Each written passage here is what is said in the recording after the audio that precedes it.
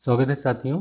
दृष्टि की book summary lecture में हम लोग पढ़ रहे थे मुगल काल और लगभग इसके लास्ट के एक दो और छोटे टॉपिक आएंगे। लगभग ये कंप्लीट हो गया है और इसके हम लोग हाइलाइट्स देखेंगे। यहाँ पर जो लोग कंटिन्यूअस पढ़ रहे हैं उन्हें तो पता ही होगा, अदरवाइज़ आप प्लेलिस्ट पे विजिट करें तो जितना एंशिएंट हिस्ट्री है, जो बाकी के 18-19 चैप्टर्स हैं, बहुत सारे हैं। सारे टॉपिक को मैंने कवर किया है, सारे इंपॉर्टेंट फैक्ट्स मैंने कवर किए हैं, तो आप उसको पढ़ें। और जो आपने कमेंट किया है, जो आपके लाइक्स हमें बताते हैं, आपके व्यूज़, उससे मुझे अच्छा लगता है कि जो मैंने इनिशिएटिव लिया है आपको पसंद आ रहा है, आपके काम का है और आपकी तैयारी में वो एक लैंडमार्क बन रहा। तो आइए शुरू करते हैं। आज का जो टॉपिक है मुग़ल चित्रकला। देखिए, यहाँ से चित्रकारों को लेके कई क्वेश्चन आते हैं। पहली बात तो ये है कि ये कंटेंट जल्दी कहीं मिलता नहीं है। दूसरा ये है कि इस बुक में बहुत अच्छे से इसको एक्सप्लेन किया गया, इसलिए मैंने इस बुक को लिया है ताकि आपको इसको समझा पाऊँ। तो आइए शुरू करते हैं मुग़ल चित्रकला। मुग़ल चित्रकला, जो मुग़ल वंश का संस्थापक बाबर था, तो वो इसमें रुचि लेता था। उसने ईरान के प्रसिद्ध चित्रकार थे बेहजाद। तो थोड़ा यहाँ इस बात को ध्यान रखेंगे कि वो चित्रकार थे, वो कहाँ से संबंधित थे, किसके दरबार से संबंधित थे, क्या परिवर्तन आए। तो चित्रकला को लेकर यहाँ से क्वेश्चन पूछे जाएंगे। तो ईरान के प्रसिद्ध चित्रकार बेहजाद थे, उनके चित्रों की उसने समीक्षा की थी। और अगर उनके बेटे हुमायूं की बात करें तो उनके दरबार में दो प्रसिद्ध ईरानी चित्रकार थे, अब्दुस समद और मीर सैयद अली। तो दो ये प्रमुख ईरानी चित्रकार हुमायूं के दरबार में रहते थे। तो इसका जो प्रमुख विकास है, मुग़ल शैली की जो चित्रकला है, वो दो से मिलके होता है। एक थी स्वदेशी भारतीय शैली और दूसरा था फारसी चित्रकला की सफ़ाविद शैली। तो मुग़ल चित्रकला में देखें तो प्रमुख बातें क्या थीं। तो इनके जो विषय थे, दरबारी शान और शौकत, अत्यधिक महीन काम, लाजवर्दी और सुनहरे रंग का इस्तेमाल, और जो इनके ब्रश वगैरह बनाए जाते थे तो वो गिलहरी के बालों से बनाए जाते थे।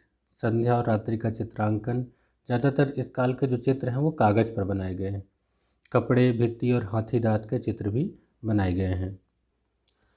अकबरकालीन चित्रकला की बात करें तो जैसे हम लोगों ने स्थापत्य कला में देखा था कि इस बुक में एक एक शासक को लेकर डिस्कस किया गया है, वैसे ही यहाँ एक एक शासक को लेकर डिस्कस किया गया है। जैसे अकबर को सबसे पहले देखेंगे तो अकबरकालीन चित्रकला में जो इसकी विशेषताएं ये हैं कि यूरोपीय चित्रकला का प्रभाव दिखाई देने लगता है।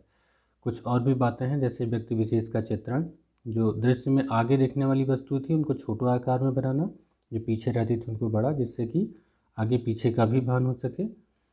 आलोचना व्यंग्य के विषय को भी चित्रित किए गए हैं। छायाकरण और परिप्रेक्ष्य का बढ़ता हुआ महत्व भी आता है। रंगों में देखें तो गहरा नीला रंग और लाल रंग का अत्यधिक प्रयोग मिलता है। प्रकृतिक देखें तो उछलते कूदते गीत गाते पक्षियों का अंकन मिलता है और यहाँ पर गोल ब्रश का प्रयोग किया गया है चौड़े ब्रश की जगह। तो अकबरकालीन चित्रकला की प्रमुख विशेषताएं, अगर प्रमुख रही चित्रकारों की बात करें तो एक बड़ी संख्या है, जैसे कि मीर सैयद अली और अब्दुस समद खान, ये तो प्रमुख थे ही। इसके अलावा जो प्रमुख आते हैं जिनमें से नाम भी पूछे जाते हैं, कई बार क्वेश्चन में आए भी हैं, उसमें ये हैं।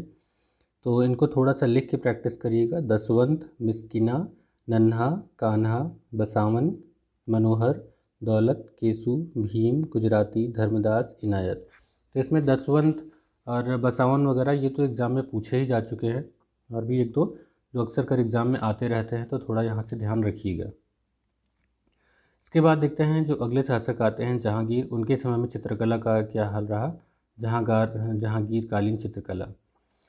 तो जहांगीर के समय में जो भारतीय पद्धति है चित्रकला का, उसका विकास होता है। यहाँ तक कि पर्सी बाउन ने कहा है कि जहांगीर के समय मुग़ल चित्रकला की वास्तविक आत्मा लुप्त हो गई।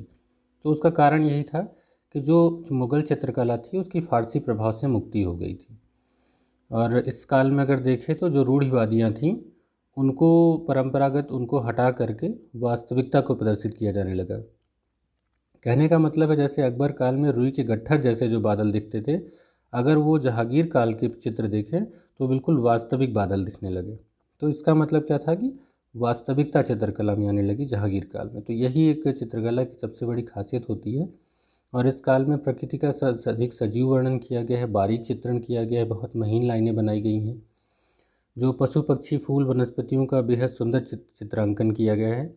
यहाँ चूँकि परंपराओं को थोड़ा किनारे कर दिया गया था, दरकिनार किया गया था, वास्तविकता को ध्यान दिया जा रहा था, तो आप देखेंगे कि धार्मिक चित्र जो हैं वो बनने कम हो गए थे। दरबार का चित्रण ज़्यादा होने लगा था, व्यक्ति चित्र भी बहुत ज़्यादा बनने लगे थे। जो छोटे आकार के चित्र थे उनके बनाने की परंपरा की शुरुआत हो सकी। तो जैसे गले में पहनने के लिए, पगड़ी पे लगाने के लिए छोटे छोटे चित्र, तो उनको बनाने की परंपरा शुरू होने लगी। यहाँ तक कि एल्बम को भी विकसित करने का जो जिसको कहा गया मुरक्की शैली। तो चित्रकला में मुरक्की शैली एल्बम और अलंकृत हाशिए, जो पुस्तक में हाशिया के किनारे अलंकरण किया जाता है, तो वो भी, तो दोनों का देखेंगे तो छवि चित्रों के प्रचलन के साथ इनका भी प्रचलन होता है। तो जहांगीर काल का जो चित्रकला है वो बहुत ही प्रमुख है और बहुत इसका उत्कर्ष रहा है इस काल में। अगर प्रमुख चित्रों की बात करें तो एक चित्र ऐसा है जिसमें ईरान के शाह अब्बास का स्वागत कर रहे हैं जहांगीर, और दूसरा हुआ है कि वर्जिन मैरी का चित्र पकड़ करके जहांगीर खड़े हुए हैं। वैसे ही मलिक अंबर के कटे सिर को लात मारते हुए जहांगीर हैं। और अगर आप देखें तो आयर ए दानिश नामक पशुओं के किस्से कहानियों की पुस्तक में चित्रकारी की गई है। तो कई चीज़ों का इसमें देखने को मिलता है। और यहाँ के जो प्रमुख चित्रकार देखें तो चूँकि जब इतनी अच्छी चित्रकारी है तो वहाँ से चित्रकारों के नाम पूछे जाने हैं, जैसे फारूक बेग है, अकारिजा, अबुल हसन, मंसूर, बिसनदास, मनोहर, गोवर्धन, बालचंद, दौलत, मुखलिस, भीम, इनायत। तो इसमें अबुल हसन, मंसूर, बिसनदास वगैरह, अकारिजा, इन सबके नाम बहुत इंपॉर्टेंट हैं। इंपॉर्टेंट सारे हैं क्योंकि अब आयोग आपसे इंपॉर्टेंट ही नहीं पूछता, वो ये पूछता है कि आप कौन सी चीज़ों को छोड़ रहे हैं। तो इसलिए छोड़िए नहीं, इनको एक साथ लिखिए और थोड़ा सा अगर आप 3-4 बार लिखेंगे इनको तो थोड़ा बहुत आपका ऑप्शन देखने के बाद आपका गलत नहीं होगा। अगले जो शासक आते हैं शाहजहाँ। तो शाहजहाँ कालीन में चित्रकला का क्या रहा, तो आप देखेंगे कि जहांगीर जो था वो अपने उत्कृष्ट काल में थे चित्रकला। शाहजहाँ के काल में भवनों के निर्माण में काफ़ी रुचि दिखाई गई। तो स्थापत्य कला का स्वर्ण युग इसे कहा गया था। इसको हम लोगों ने स्थापत्य कला वाली वीडियो में देखा था। तो जो शाहजहाँ कालीन चित्रकला है, इसमें जो चमक दमक आई थी जहांगीर के समय में, वो लगभग अब कम होने लगी थी। हालांकि शाहजहाँ लघु चित्रों में रुचि रखता था, जो कुछ चित्रित पांडुलिपियाँ थी उनको भी वो बनवाता रहा, और लेकिन वो भवन निर्माण में ज़्यादा उत्साहित था। खास बात यह है कि अगर आप जो चित्र देखेंगे शाहजहाँ कालीन के कई बने हैं, तो उसमें क्या है कि शाहजहाँ को दैवीय संरक्षण में अपनी तस्वीरें बनाना सदा प्रिय रहा। जैसे कि गुणगान करते हुए देवदूत स्वर्ग से ताज लेकर के उतर रहे हैं, तो इसी तरीके से यवन सुंदरियाँ, रंग महल, विलासी जीवन, ईसाई धर्म, ये सारे इस काल के चित्रों में शामिल हो गए। अगर ध्यान देखें तो जो स्याह कलम चित्र बने और जिन्हें कागज़, फिटकरी और सरेस आदि के मिश्रण से तैयार करा गया, तो स्याह कलम के भी चित्र यहाँ बनते हैं। बारीकियों का चित्रण था, जैसे दाढ़ी का एक एक बाल दिखना, रंगों की हल्की घुलन के साथ दिखना, तो बहुत ही बारीक चित्रण था। चित्रकारी में कमी नहीं थी, लेकिन हाँ ये है कि शासक जिसको बढ़ावा देगा वही चीज़ें आगे बढ़ती हैं। तो आप देखेंगे कि शाहजहाँ के जो भी छवि चित्र बने हैं उनमें आप देखेंगे तो उसके वस्त्र रत्नाभूषण को धारण किए हुए बहुत ही उत्तम तरीके से उसको दिखाया गया है। और हाँ एक बात और इम्पॉर्टेंट है कि उसके सिर के पीछे प्रभापुंज भी शोभायमान है, क्योंकि उसको अपना दैवीय स्वरूप दिखाने में अच्छा लगता था। तो इसलिए चित्रकारी भी भाई जब शासक के अधीन है तो उसी के अनुसार वो वैसी चित्रकला करेंगे। तो प्रमुख चित्रों के भी नाम पूछे जा सकते हैं, किस काल के चित्र हैं। तो गुलिस्तान तथा शादी का बुस्तान, दरबारियों के बीच ऊंचे आसन पर विराजमान शाहजहाँ, और एक सबसे महत्वपूर्ण यह है कि पिता जहांगीर और दादा अकबर की संगति में शाहजहाँ, जिसमें अकबर ताज शाहजहाँ को सौंप रहा है। तो वो एक अपना दिखाता है कि मुग़ल का जो सबसे महान शासक है वो मुझे सत्ता सौंप रहा है। तो इस प्रकार के भी चित्र यहाँ पर देखने को मिलते हैं। शाहजहाँ के समय के प्रमुख चित्रकारों की बात करें तो विचित्र हैं, चैतरमन हैं, अनूप चत्तर हैं, समरकंद का मोहम्मद नादिर, इनायत, मकर, तो ये शाहजहाँ काल के प्रमुख चित्रकार हैं।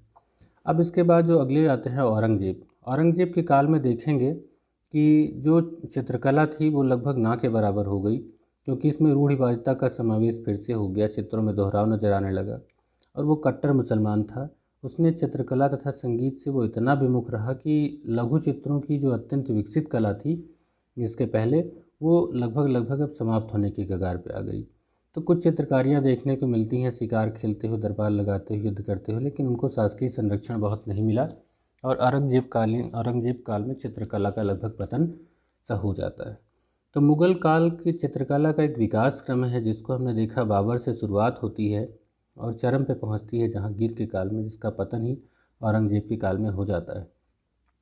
तो दोस्तों हमने चित्रकला से बहुत छोटे से लेक्चर में बहुत इंपॉर्टेंट फैक्ट देखा। 1 या 2 क्वेश्चन यहाँ से आ जाते हैं, इनको ज़रूर आप पढ़िएगा क्योंकि अब स्टेटमेंट बेस्ड क्वेश्चन पूछे जाते हैं।